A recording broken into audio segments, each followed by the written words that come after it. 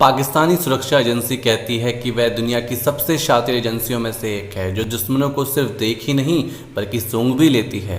मगर इतनी शातिर होने के बाद भी पाकिस्तानी एजेंसियों को ये फ़र्क नहीं कर पाई कि हामिद आशिक है या जासूस। जासूस तो वह होते थे तो घर में दामाद बनकर घुस भी आए तो और भनक भी ना लगने दी।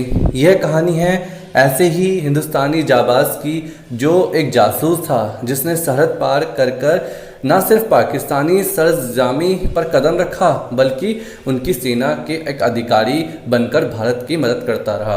यह कहानी है एक असली टाइगर की जिसकी जासूसी ने 20,000 भारतीय सैनिक को शहीद होने से भी बचाया था। जिस टाइगर की हम बात कर रहे हैं भले ही उसका टाइगर फिल्म से कोई नाता ना हो, मगर दुनिया में जब भी दिलेर जासूसों की बात होती है तब उस शख्स का चेहरा सामने आ ही जाता है। क्योंकि फिल्मों के जासूस बने सलमान खान रियल लाइफ में टाइगर तो हो सकते हैं, मगर हिंदुस्तान के इतिहास में अगर कोई असली टाइगर था तो वो ये शख्स है। तो आज भी लोगों को जहन में जिंदा है। भारत खुफिया agency Indian research and intelligence wing यानी रॉ, ये उसे खिताब दिया गया था टाइगर। टाइगर सम्मान था इंदिरा गांधी द्वारा जो रविंद्र कौशिक को मिला था। वो टाइगर जो भारत का शेर था, वो टाइगर जिसने अकेले ही पूरे पाकिस्तान को हिला दिया था, वो टाइगर जो हिंदुस्तान की धरोहर था।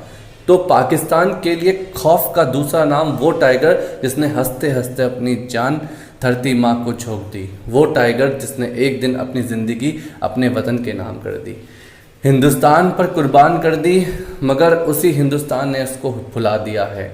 वर्ष 1952, श्री गंगानगर राजस्थान, वहाँ की गलियों में पला बड़ा था हिंदुस्तान का असली टाइगर। उसका नाम रविंद्र कौशिक था। वह नौजवान जो आगे बढ़ चढ़कर हिंदुस्तान की असमत बचाने वाला था। रविंद्र कौशिक के बारे में कहा जाता है कि हिंदुस्तान का उसे सबसे बड़ा जासूस कोई ना है, ना कोई था, ना कोई होगा। यहाँ तक कि मुल्क के बड़े जासूस भी रविंद्र को अपना गुरु मानते हैं। पाकिस्तानी जेल में जासूसी के आरोप में सजा काट कर आए रूपाल भी रविंद्र को अपना उस्ताद मानते थे। रविंद्र कौशिक उर्फ टाइगर की दास्तां जितनी खतरों भरी हुई है उतनी शायद कोई पिक्चर भी नहीं हुई होगी रियल लाइफ में। उनकी जासूसों की दुनिया में उतरने की कहानी उतनी ही दिलचस्प है। दरअसल रविंद्र कौशिक को बचपन में ही एक्टिंग करने का शौक़ था। रविंद्र कौशिक के शौक़ का अंदाज़ा आप इन तस्वीरों को देखकर भी लगा सकते हैं। हर तस्वीर में एक अलग अंदाज है। कहीं रविंद्र कौशिक जीन्स पहने खड़े हैं, कहीं रविंद्र कौशिक जीसस बने खड़े हैं, तो कहीं मुंह पर सिगरेट दबाए रईस की तरह। और यही नहीं, शौक़ इनके अलग ही हैं। जासूसी की दुनिया का पहला कदम बनने का इनका सफ़र इनकी एक्टिंग और अभिनय से हुआ था। 1972 में रविंद्र कौशिक ने लखनऊ के एक यूथ फेस्टिवल में हिस्सा लिया। इस फेस्टिवल में एक नाटक में रविंद्र ने एक भारतीय जासूस का रोल निभा रहे थे जो चीन में फंसा जाता है और फिर यातनाएं सहता है। कहते हैं कि इस रविंद्र कौशिक की एक्टिंग को देखकर सेना के कुछ अधिकारी प्रभावित हो गए। वो एक्टिंग सच में इतनी रियल लग रही थी कि लोग ताली बजाते नहीं रुक रहे थे और रविंद्र को पहले ही मिशन के तौर पर उस मुल्क में भेज दिया जो वक्त हिंदुस्तान का सबसे बड़ा दुश्मन यानी पाकिस्तान था। माना जाता है कि रविंद्र कौशिक को पाकिस्तान में भेजने से पहले कई ट्रेनिंग और कई चीज़ें सिखाई गई, जैसे नमाज़ पढ़ना, और उनको मुस्लिम के साथ रखा जाता था जिससे वो पूरी तालीम ले सकें वहाँ पे। कौशिक का काम था हिंदुस्तान के खिलाफ पाकिस्तानी के साजिश को सुराग को हासिल करना। कहते हैं रविंद्र कौशिक का पहला मिशन बेहद ही कामयाब रहा, जिसके बाद 1975 में एक बड़े मिशन के लिए भेजा गया और इस बार मिशन के लिए रविंद्र कौशिक को एक नया नाम दिया गया। वह नाम था आगे जाके चलकर पाकिस्तान को उनकी सबसे बड़ी पहचान बनाने वाला था। वह नाम था अहमद शाकिर। पाकिस्तान में घुसने के बाद नबी अहमद शाकिर यानी रविंद्र कौशिक धीरे धीरे अपनी पैठ बनाना शुरू कर दी। अपने रहने के लिए ठिकाना चुन लिया लाहौर। मिशन बहुत बड़ा था, लिहाजा रविंद्र कौशिक ने लोगों की नज़रों से बचने के लिए लाहौर में एक बड़े कॉलेज में दाखिला भी ले लिया। और कहते हैं कॉलेज में दाखिला मिलते ही उनके आधार पर डाली जाली दस्तावेज और कॉलेज की LLB डिग्री भी हासिल कर ली। एक हिंदुस्तानी पाकिस्तान ना सिर्फ अपनी पहचान छिपा रहा था बल्कि वहाँ की एकेडमिक डिग्री भी हासिल कर रहा था। जाहिर है कि एक हिंदुस्तानी के लिए पाकिस्तान में यह कम कतई आसान नहीं था। फिर भी एक शातिर जासूस की तरह रविंद्र कौशिक ने पूरी चपलता से सीढ़ी दर सीढ़ी चलते जा रहे थे। लेकिन रविंद्र का असली मकसद अभी बाकी था। लाहौर में पहचान बनाना और डिग्री हासिल कर लेना सिर्फ एक जरिया था, क्योंकि हिंदुस्तान का एक टाइगर असली मिशन तो अब शुरू होने वाला था। और मिशन था कि पाकिस्तानी फौज का हिस्सा बनना।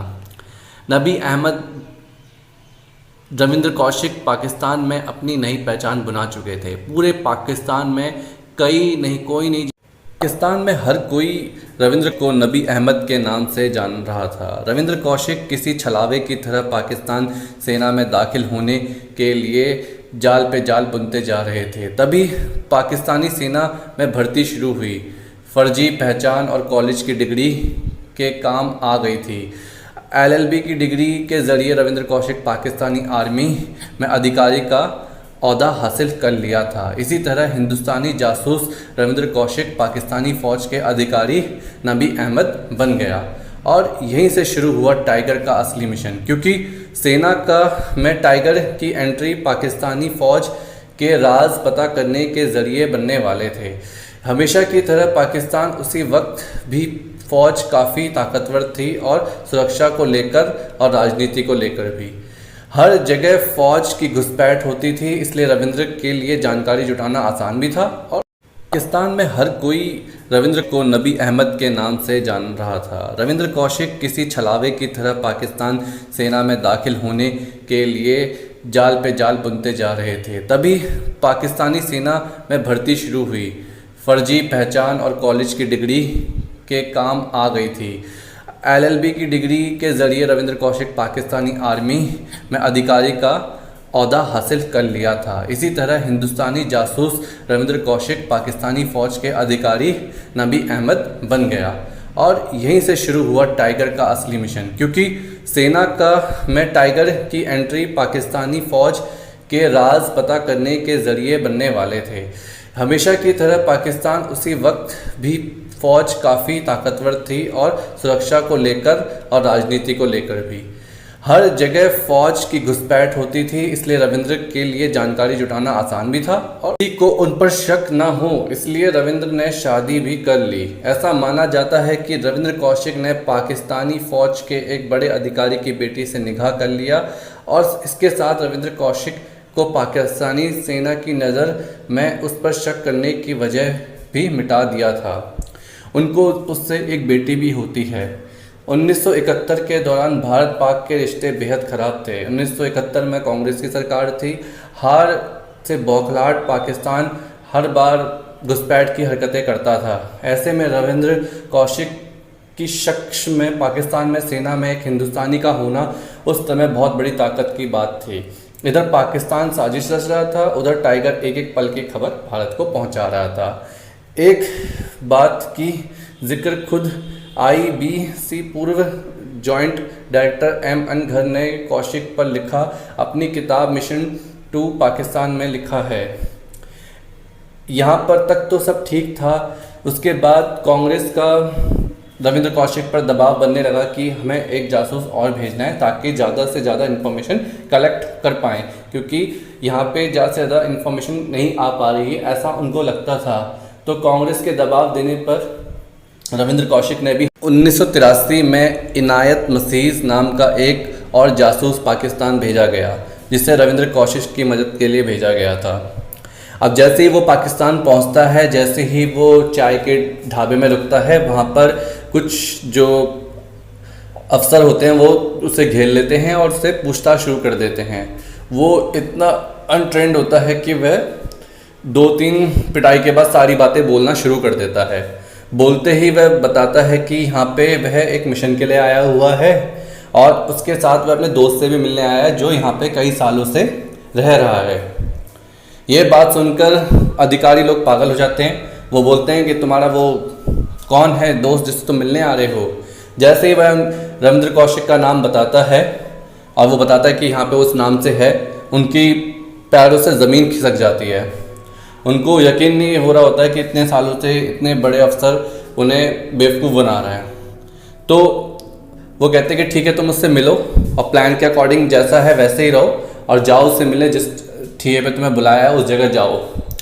तो कहता है कि हम पीछे से आएंगे, तुम जाओ। तो ये सोचकर वह उसको भेज देते हैं।